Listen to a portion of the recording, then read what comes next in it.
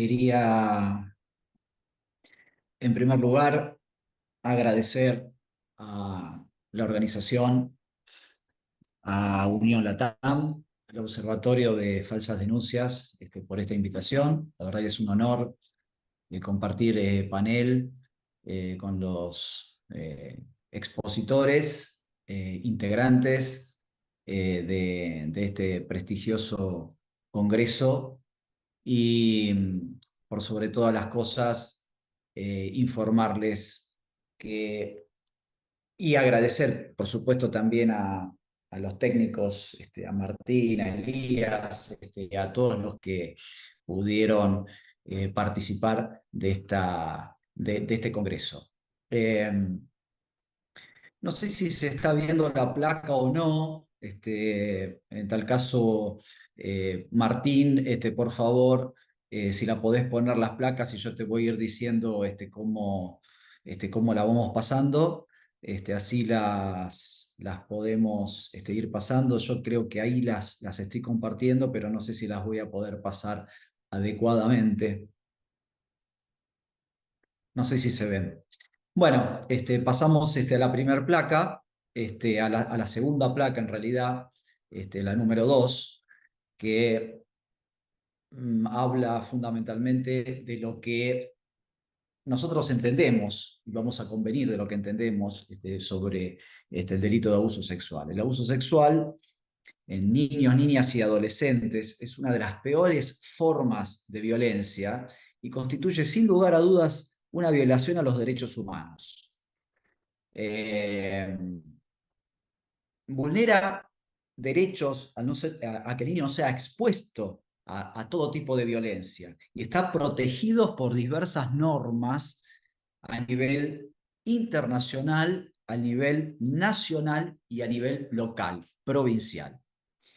Dicho esto, no es abundante requerir que a nivel internacional, solo vamos a dar algunas precisiones con respecto a esta legislación.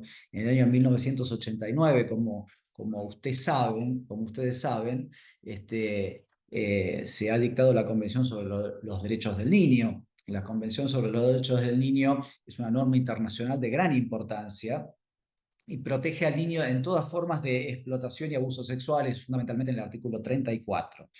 Y obliga a los países firmantes que suscribieron este acuerdo, esta convención, inducir a todas las medidas legislativas, administrativas, sociales, educativas y, por supuesto, judiciales para proteger a los niños de todo tipo de violencia, incluido, por supuesto, el abuso sexual.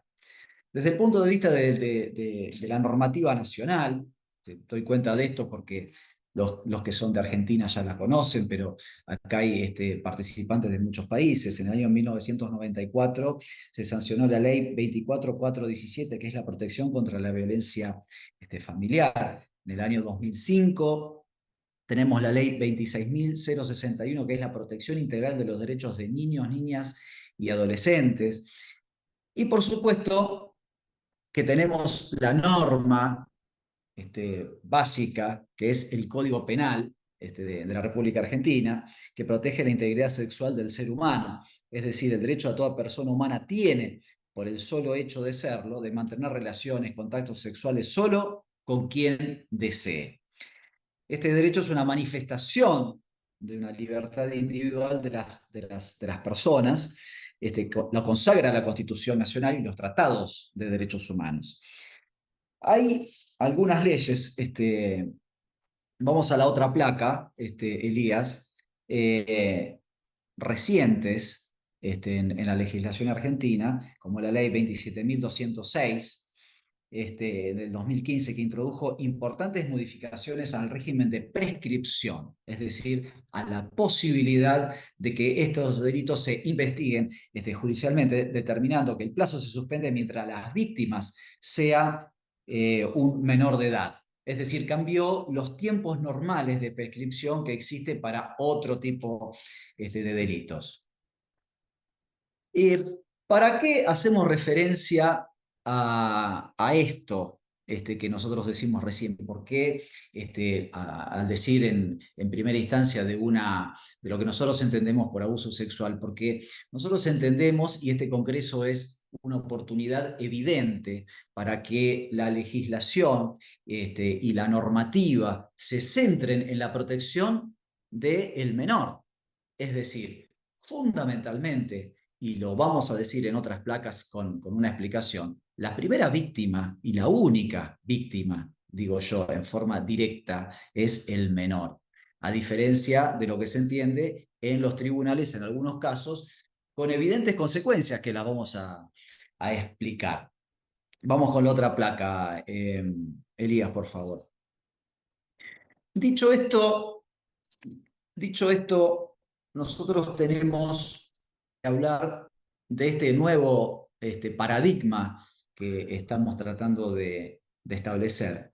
Y decimos que con la normativa vigente y tomando en cuenta diversos pronunciamientos de organismos internacionales en competencias en esta materia, debe adoptarse un paradigma basado en el respeto y la promoción de la dignidad humana e integridad física y psicológica del niño, niños, niñas y adolescentes, como el titular de los derechos.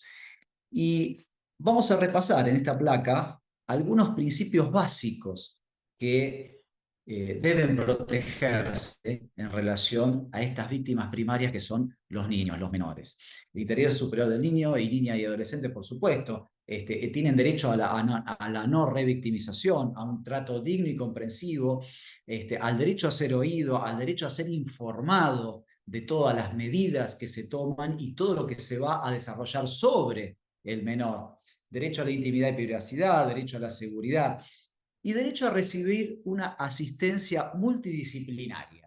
Es decir, hay bastantes normativas que establecen que brinda asistencia psicológica, asistencia médica y, por supuesto, asistencia judicial también. Nosotros tenemos acá en Argentina una ley de víctimas que se sancionó en el año 2019, que es importante y trata sobre estos temas. Es decir, estos son los principios que deben regir, los principios básicos que deben regir de protección sobre el niño. Es decir, siempre teniendo en cuenta este paradigma que es proteger al niño, que es la primera víctima de estos delitos. Por favor, otra placa, si sos tan amable, Elías. Ingresando ya al tema de la temática de estos procesos de abuso sexual infantil, tenemos como premisa importante para explicar en este congreso que existen canales de ingreso habituales de este tipo de denuncias.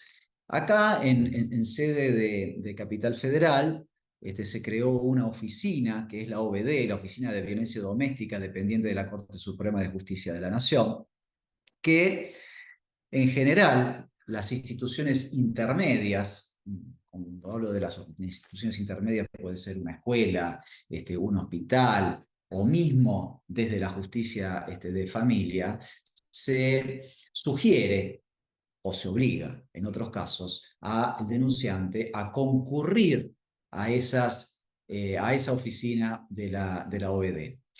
¿Qué es lo que hace esta oficina del OBD? Esta oficina del OBD es una oficina que tiene distintos profesionales que la componen, multifacéticas, son psicólogos, médicos, abogados, y elaboran un informe de riesgo.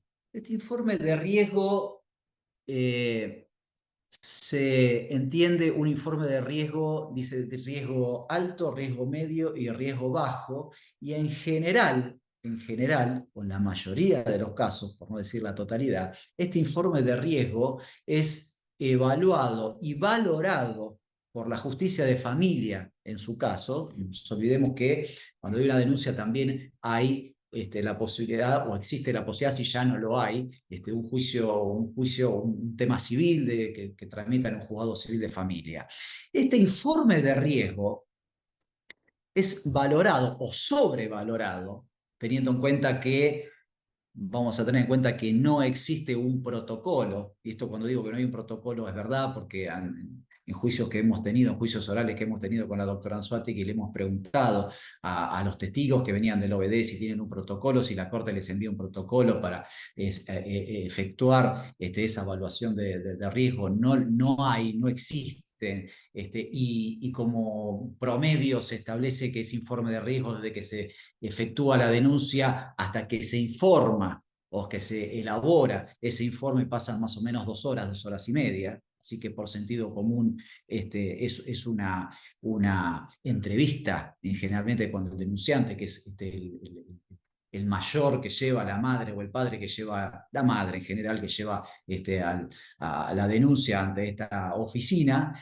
Entonces es una declaración unilateral, las entrevistas son unilaterales, sin participación de ningún otro tipo de profesional que no sea los de la OBD. ¿Y esto qué genera? ¿Qué genera? Ya se ha hablado, los abogados que me precedieron en la palabra, sobre todo el doctor Anzoátegui, Melloni Anzoátegui, dijo que esto genera en una medida cautelar, también el doctor Misraghi. Esto es verdad. Con ese informe se establece una medida cautelar de no acercamiento o abandono del hogar. ¿Y qué es esto? Es la interrupción del contacto del denunciado, que va a ser imputado en la causa penal y que va a ser demandado en sede civil, del contacto con el menor. Este contacto se interrumpe en forma intempestiva, recordemos, por este informe de riesgo, y esta medida cautelar, que en general se adopta en la justicia de familia, se va renovando casi en forma automática a pedido de parte. Otra placa, por favor. Entonces, lo que queremos, lo que quiero señalar en este caso es cómo el imputado, el denunciado, cuando digo bien denunciado e imputado es desde el momento que se tiene una denuncia ya es imputado y tiene derechos, pero es imputado y denunciado en el expediente, ya tiene una interrupción del vínculo con el menor por una denuncia, con un informe de riesgo que es tratado en forma arbitraria, por llamarlo de alguna manera, porque es unilateral, y en el término de 2 horas y media promedio, dicho por los empleados que trabajan en esa oficina del OBD, en un tribunal oral o en varios tribunales orales, a preguntas del suscrito y también de la doctora Anzoátegui. Cuando ingresa la denuncia, acá puse en la placa algunas cuestiones de importancia para determinar. Ese informe de riesgo inicia, ese informe del OBD da cuenta y se sortea un juzgado criminal, un juzgado de instrucción o una fiscalía que tramita. Y nosotros vemos que fundamentalmente adolece, dentro de otras falencias, de indicadores claros. Así hizo una clasificación de este tipo de indicadores. No me voy a, no es la oportunidad en el día de hoy. Mañana estarán los psicólogos, los médicos, los profesionales que hablarán sobre este tema. Hay indicadores físicos, hay indicadores psicológicos, hay indicadores de tipo contradictorio. Ninguno de estos indicadores en sí forman parte de ese informe de riesgo, que como dije yo, es sobrevalorado y trae consecuencias directas como medidas cautelares de abandono o interrupción del vínculo.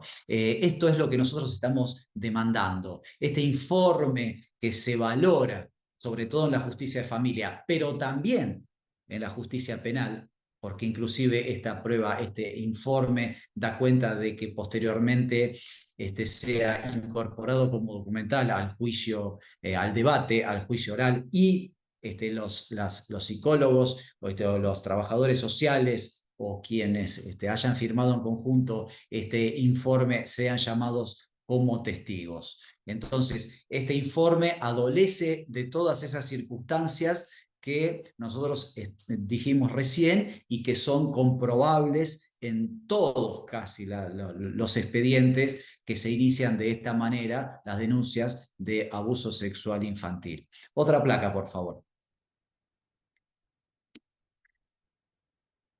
Eh, Siguiendo con esta temática, otra placa, por favor, en la que sigue voy a hablar de otro tema. esta es la conclusión que nosotros sacamos recién y nos vamos a meter entonces con la testimonial o la cámara Gesell, porque adelanto que la cámara Gesell es una forma de declaración testimonial, que como bien dijo la doctora que habló de la valoración posterior de la cámara Gesell, es importante para la valoración que hacen los jueces, tanto en sede de instrucción como en los juicios orales. Esta cámara Gesell resulta importantísima para la justicia y también tiene que resultar importante para los abogados en general, los abogados que defendemos y que participamos por la defensa del imputado y del denunciado. ¿Qué pasa? La Cámara Gesell en general consta de una entrevista previa. La doctora Anzoátegui nos habló recién de esta entrevista previa. Es una entrevista que tiene como finalidad fundamentalmente determinar si el menor está en condiciones de prestar o de llevar adelante esa cámara Gesell. Esta es la finalidad fundamental. Pero ¿qué pasa? Se desvirtúa en general esta finalidad básica y existen en esta entrevista previa una interacción con el menor y por supuesto con la denunciante, que en general el mayor que lleva al menor a esa entrevista previa, una interacción que determina que el profesional con una mala praxis total determine si el menor tiene relato o no, si el menor va a contar algo, si no le cuenta en esa entrevista previa, si puede llevar adelante la cámara Gesell, y si no hay relato, se suspende esta cámara Gesell, se informa que no está en condiciones. No es que no está en condiciones el menor, sino que no tiene un relato que sirva para la investigación. Justamente esa es la primera prueba fundamental para el denunciado o el imputado. Si el menor no tiene relato en ese momento, cuando se le hace la entrevista previa y cuando se va a desarrollar la cámara Gesell, es una prueba a favor del denunciado. Recordemos, como dijo el doctor Meloni Anzoátegui en su exposición, hay un principio básico en el proceso penal que es el impulso de oficio, es decir, la necesidad de que se pruebe el delito y no que se demuestre la inocencia. Entonces, esa es una prueba a recabar fundamental. Entonces, hay una mala praxis fundamentalmente en esta entrevista previa, tanto en Capital como en todos los departamentos judiciales de la provincia de Buenos Aires y en algunas provincias del interior de la República Argentina también. Esto es algo que nosotros venimos observando en el desarrollo de los juicios y es muy habitual. Nosotros entendemos también, y esto quiero recalcarlo hablando de la entrevista previa, que existe una necesidad de la presencia de un profesional de parte. Es decir, el profesional de parte, estoy hablando de un consultor de parte, un psicólogo de parte que intervenga en esa entrevista previa y que determine si se vulnera justamente esta finalidad de la entrevista previa. Si la psicóloga no interactúa en demasía con el mayor, si no le hace preguntas al menor que posteriormente lo contaminen, o si pregunta otra situación que no sea si está en condiciones o no de desarrollar la cámara Gesell. En general, este hecho de que el profesional no acompañe, porque vamos a ver en la placa que continúa que existe una serie de falencias procesales de los juzgados en donde hay un problema de notificación. A ver, ¿cuáles son las dificultades que ya entramos directamente en las dificultades que vemos en las cámaras Gesell? Existe en algunas jurisdicciones una omisión de comunicarle al imputado su realización al domicilio real. Es decir, cuando nosotros hablamos de que se debe notificar la realización de la cámara Gesell, entendemos que esta notificación tiene que ser al domicilio real. ¿Por qué? Porque esto se subsana con una notificación al defensor oficial. Y el defensor oficial en general no está en contacto directo con el imputado. El imputado que, por supuesto, tiene que ser defendido indudablemente en todo acto procesal, pero se suple con una notificación al defensor oficial y el defensor oficial, en general, las defensorías oficiales, no designan a un profesional de confianza, un psicólogo, que participa de estas entrevistas previas y de la cámara GESEL. En general no lo hacen. O si van los defensores oficiales, un auxiliar de defensoría oficial, no va un psicólogo. Entonces, no sirve, no nos sirve a los abogados, y hay que tener en cuenta esto, que la comunicación no sea sino al domicilio real del imputado. Me deben comunicar también el profesional del equipo interdisciplinario o del cuerpo médico forense o del Ministerio Público Tutelar acá en Capital, que llevará adelante la Cámara GESIL de la entrevista previa. ¿Por qué? Porque básicamente los abogados defensores, los abogados penales, sabemos en general que puede haber causales de recusación. Puede haber una enemistad manifiesta, podemos entender que hay un sesgo, podemos hacer una oposición a que intervenga ese profesional. Vemos también que hay repeticiones, es decir, en el cuerpo médico forense, el Ministerio Público Tutelar y en los cuerpos médicos de cada uno de los departamentos judiciales hay especialistas, psicólogos que toman, encargados de tomar las cámaras Excel. Entonces, existe una repetición de párrafos de cámaras GESEL anteriores. Esto también hay que tener cuidado sobre esto. Hay que tener cuidado porque hay algunos jueces que tienen una falsa creencia que esa cámara GESEL y del informe suple o puede llegar a suplir un pedido de una pericia psicológica integral.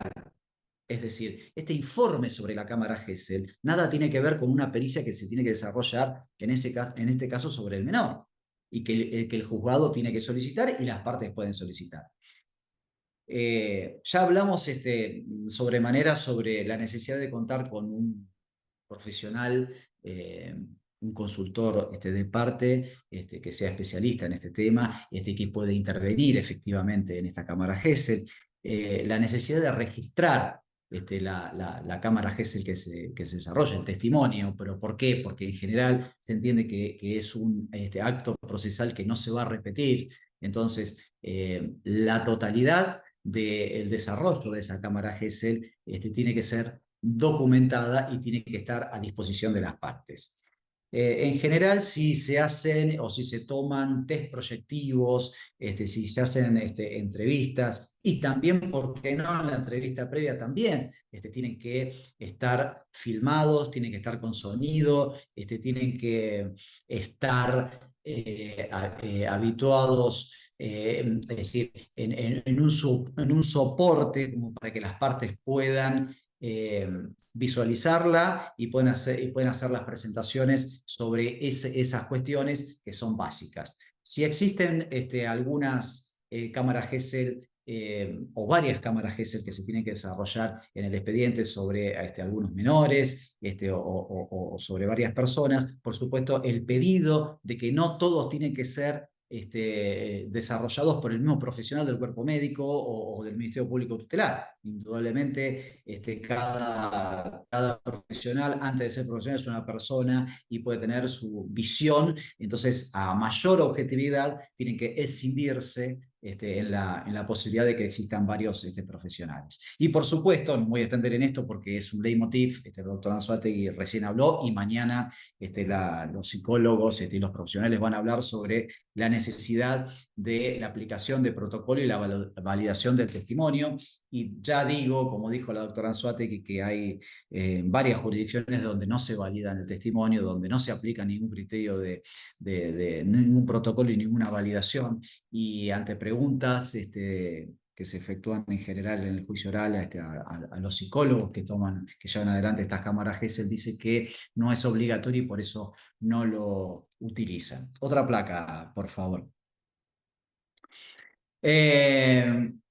¿Cuáles son las consecuencias? ¿Por qué nosotros entendemos que esta cámara Gesell o este testimonio es importante y por qué lo valoran de esa manera los juzgados? Porque en general, como consecuencia de estas cámaras Gesell y sobre todo cuando, más allá de que estas cámaras Gesell son desarrolladas sin los protocolos, sin la validación del testimonio, es tan importante que generan y siguen generando la prisión preventiva del imputado. Luego de la cámara Gesell y del informe de riesgo que nos acordamos que dijimos recién de la oficina del OBD, en general los jueces están a pedido del Ministerio Público Fiscal y de la querella, eh, digo yo, se creen con suficiente derecho para desarrollar o para señalar la prisión preventiva, que es, en definitiva, no voy a explicar lo que es la prisión preventiva, pero es una cautelar que implica que el imputado va a pasar el resto del proceso o hasta tanto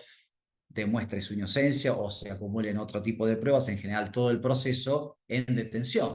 Es decir, en el Código Procesal Nacional, aquí puse las normas este, que, que se pueden visualizar, que son el artículo 312 y el artículo 319, que tienen su réplica en la provincia de Buenos Aires y en todas las legislaciones, los códigos procesales de cada una de las provincias. Nosotros entendemos, y ya lo dijimos, lo dije claramente, esto es un adelanto de la sentencia, es decir, el cumplimiento de la prisión preventiva, por eso es un acto procesal importante y hay que valorarlo de esta manera, es un adelanto de la condena. Es decir, porque con ello se está vulnerando el principio de inocencia del artículo 18 de la Constitución Nacional, el artículo 1 del Código Procesal Penal de la Nación, y fundamentalmente en el Código Procesal de la Nación tenemos el artículo 280 que indica que la libertad del imputado durante el proceso debe ser la regla. Bueno, esto lamentablemente no es así y entendemos que no es así porque dentro de los criterios de valoración de los riesgos procesales que se enarbola en estos casos, la magnitud de la pena en expectativa es el criterio de valoración que utilizan los jueces en general. Es decir, hay muchos criterios de valoración, existen todos, no los voy a repetir, están en el Código Procesal y tienen su réplica, como dije recién, en los códigos procesales provinciales, pero este solamente es uno, es decir, el monto de la pena. Esto está saldado a nivel jurisprudencial, hay muchos fallos de interés, inclusive de la Corte Suprema de Justicia hablando sobre la prisión preventiva, pero en general los jueces, que son los jueces de instrucción, porque esto pasa al inicio, o los jueces de garantía en la provincia de Buenos Aires, o los jueces provinciales, dictaminan la prisión preventiva y más allá de las apelaciones y los recursos que por supuesto tardan, como dijo el doctor Meloni, Anzoátegui, la detención sigue vigente. Entonces, a esta altura del proceso, nosotros tenemos a un cliente, algún imputado, algún denunciado que con una medida cautelar ha perdido el vínculo, se le ha obstruido el vínculo o se le ha impedido o ha tenido que abandonar el inmueble donde cohabitaba. Con posterioridad hay un informe de la OBD en donde no se lo escucha a él, sino que se hace en forma unilateral con el denunciante, a través de un equipo interdisciplinario solamente con la palabra del denunciante. Este informe de riesgo genera esta medida cautelar y se desarrolla la cámara Gesell con todos estos inconvenientes o la posibilidad de inconvenientes que nosotros dijimos recién, y genera la posible detención en la mayoría de los casos porque recordemos que las penas del artículo 119 son gravísimas, es decir, en sede de la capital federal, el Código Procesal Nacional, se entiende que esas penas que son mayores de 3 años, que no serían de condena eventualmente condicional, se entiende que existe la posibilidad de la detención. Y los otros riesgos que no existen en general en este caso, porque los imputados tienen un domicilio, tienen trabajo, a ver si tienen o no otras causas, en general no tienen otras condenas anteriores y no tienen antecedentes, no tienen tanta jerarquía, valorativa como el monto de la pena en expectativa. Esto es lo que está pasando en la actualidad. Otra placa, por favor.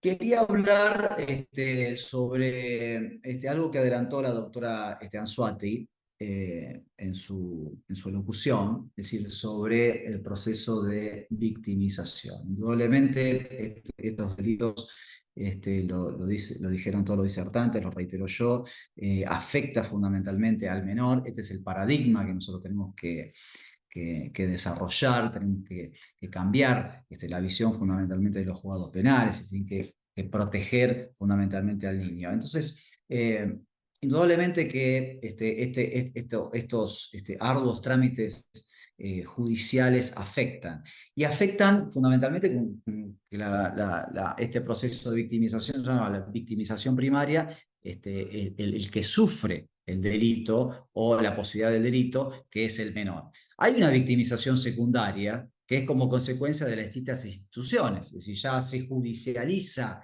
el hecho, hay un proceso en sede civil, hay un proceso en sede penal, hay pericias, concurre al cuerpo médico forense, la escuela también está, por ejemplo, sabiendo que existen estas medidas cautelares de no acercamiento.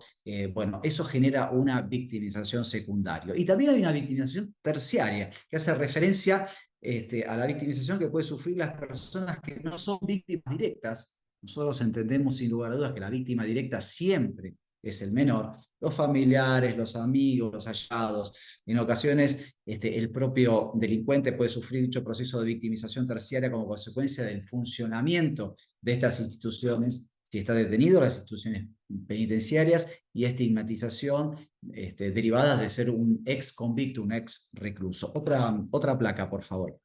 ¿Y para qué explicamos esto de la clasificación de las víctimas? Porque indudablemente hay causales que son reales y palpables de esta victimización. Por supuesto, la agresión, la gravedad de la agresión, se cita relación entre la víctima y la agresión, esto se debe tener en cuenta. El paso por el sistema judicial que dijimos recién, la duración del proceso, el número de veces que el menor debe prestar declaración en cámara Gesell, y todo el ámbito que lo rodea, la reacción social del entorno y la posibilidad de una repercusión mediática en algunos casos. Otra placa, por favor. Entonces, hacemos una conclusión sobre esta clasificación que hicimos sobre la victimización, porque lo que yo particularmente quiero señalar en este caso es que la protección de la víctima del delito de abuso sexual fundamentalmente es el menor, es la victimización primaria y la victimización secundaria. Y no la victimización terciaria que dijimos recién. ¿Y por qué es importante? ¿Para qué lo explicamos? Porque esto tiene una influencia fundamental, que ya algo dijo la doctora Anzuategui, en el sistema probatorio, en el Código Procesal. Es decir, si el juzgado entiende que la víctima no solamente es el menor, sino que en su caso es el denunciante, no va a permitir o no está permitiendo que se desarrolle ninguna prueba en relación al denunciante, que indudablemente ya ha declarado como testigo y es un testigo. Entonces, si el juzgado entiende, reitero, que es una víctima también de ese delito, el denunciante, en este caso, no va a permitir ninguna prueba, como no están permitiendo ninguna prueba en relación a ese denunciante. ¿Se entiende, no? Entonces, fundamentalmente tenemos que tener en cuenta que la víctima siempre es el menor, a quien hay que proteger de todos los principios que nosotros dijimos al comienzo de mi alocución. Es decir, y no sobre el denunciante. A ver, hacemos una descripción más precisa de lo que quiero señalar con este concepto. Si nosotros pedimos una prueba relacionada, una pericia, por ejemplo, un test psicométrico, un test proyectivo, una pericia sobre el imputado, que en general es nuestro cliente, nos van a decir que sí, pero por el derecho de defensa. Ahora, si nosotros pedimos sobre la denunciante, si se entiende que, como entienden falsamente los juzgados, que también es una víctima y que también puede ser objeto de revictimización, no va a permitir que se desarrolle ninguna pericia psicológica sobre, en su caso, la denunciante, si es la madre, o el padre, si es denunciante, porque en general los juzgados contestan que es también víctima y que tampoco es el objeto de la investigación. El objeto de la investigación se desarrolla sobre el delito que se está investigando, pero no se permite que se desarrolle ninguna prueba, en general psicológica, psiquiátrica o médica, sobre el denunciante. Esto es básico y nosotros nos cansamos de pedirlo en los tribunales y en general lo niegan por este falso concepto de que es una víctima y en su caso lo llaman víctima secundaria. No, nosotros siempre hacemos la reserva, pero en la mayoría de los casos no se desarrolla la pericia sobre el denunciante. Otra placa, por favor. Yo quiero en este punto ser muy concreto recién y se concatena con todo lo que nosotros venimos diciendo en las anteriores placas de mi exposición. Tenemos que tener en cuenta cuál es la finalidad del proceso penal. La finalidad del proceso penal es descubrir la verdad objetiva, la verdad histórica, la verdad material, que dista en algunos casos, o en la mayoría de los casos, de lo que hasta el momento se va desarrollando, lo que el expediente contiene. Y en esta finalidad que debe cumplir la investigación, la verdad material, la verdad histórica, nosotros reclamamos la posibilidad de una amplitud probatoria extrema. Es decir, nosotros recién lo dijimos, es decir, no se me puede negar una prueba psicológica sobre el denunciante o la denunciante, porque yo entiendo como abogado defensor que tengo una teoría del caso de que la madre contaminó al menor para que vaya a declarar en la Cámara Gesell. O la madre, o el padre, o el denunciante es el que contamina al menor, al que todavía no lo pudo contaminar, no tiene relato, entonces no se puede desarrollar la Cámara Gesell, se dilata la Cámara Gesell hasta que eh, esa contaminación sigue su curso y después cuando se desarrolla la cámara Gesell o, como nos ha pasado en algunos casos, cuando ya el menor es mayor de edad, ni siquiera se le toma la cámara Gesell, sino que se le toma una declaración testimonial, pero tuvo bastantes años, o digo bien, no meses, años desde la primera entrevista previa hasta que se desarrolla o la cámara Gesell o la declaración testimonial. No perdamos de vista entonces estas circunstancias. Dicho esto, acá voy a hablar de un principio básico del proceso penal, que es el principio de congruencia. El principio de congruencia se entiende como que lo que no debe variar durante toda la investigación y en el juicio oral son los hechos que se investigan. Es decir, tiene que haber una congruencia en los hechos que se le hacen saber como previo en el acta de la indagatoria, los que se deben desarrollar como una relación circunstanciada de los hechos durante el requerimiento de elevación a juicio y los que también deben coincidir en el alegato en la acusación final, entendiendo que la acusación, hay un desdoblamiento de la acusación que comienza con el requerimiento de elevación a juicio y termina en la acusación final, que es donde donde se completa esa acusación que comenzó en el requerimiento. ¿Y por qué digo esto? Por el principio de congruencia, porque en general el relato de los hechos pueden variar desde el momento de los hechos por el cual se lo indagan al cliente, pueden variar y no son reflejados en el requerimiento de elevación a juicio. Existe también lo que nosotros advertimos una imprecisión en general de estos hechos, o una tergiversación o una segmentación de los hechos que constan no solamente en la indagatoria y posterior procesamiento, sino también en aquellos que se vuelca o que vuelca el Ministerio Público Fiscal, la querella o el particular damnificado en el requerimiento de elevación a juicio como comienzo de la acusación.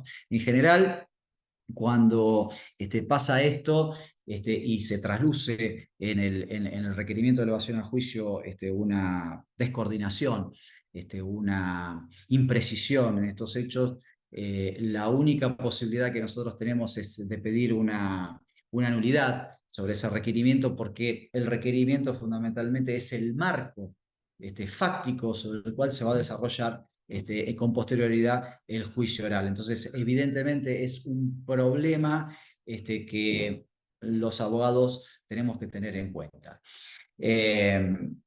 Dicho esto, debo advertirles que también existen casos que nosotros, en donde nosotros intervenimos, en que evidentemente el Ministerio Público Fiscal sabe que la imputación debe ser mayor a la que coloca en ese requerimiento de elevación en juicio, con el solo objetivo, entiéndase bien, que cuando vaya a juicio oral, esa acusación penal, esa acusación con un tipo penal de menor jerarquía, me va a impedir a la defensa solicitar un juicio por jurados o un tribunal colegiado.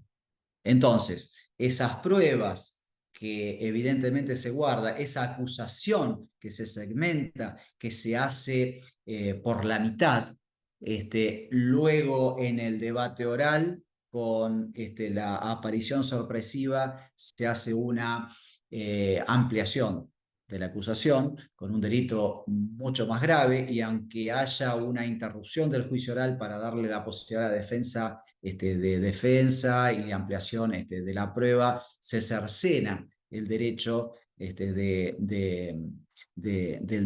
la defensa a solicitar un juicio por jurados, o que el tribunal sea integrado por 3 jueces y no por uno solo.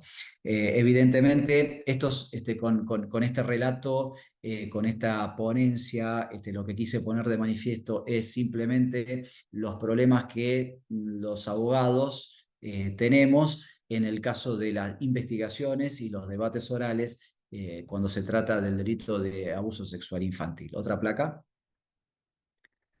Bueno, acá terminamos porque no me quiero extender con otros conceptos, pero relativamente o quise resumir estos problemas que nosotros los abogados en general tenemos cuando defendemos a los imputados y en general de estas falsas denuncias. Les agradezco mucho por la atención y pido disculpas si hubo un problema técnico con las placas, pero bueno, me ayudan mucho los chicos. Así que cuando termine la exposición del doctor Báez, estamos en condiciones de contestar alguna pregunta si las hay. Muchas gracias. Bien, muchas gracias.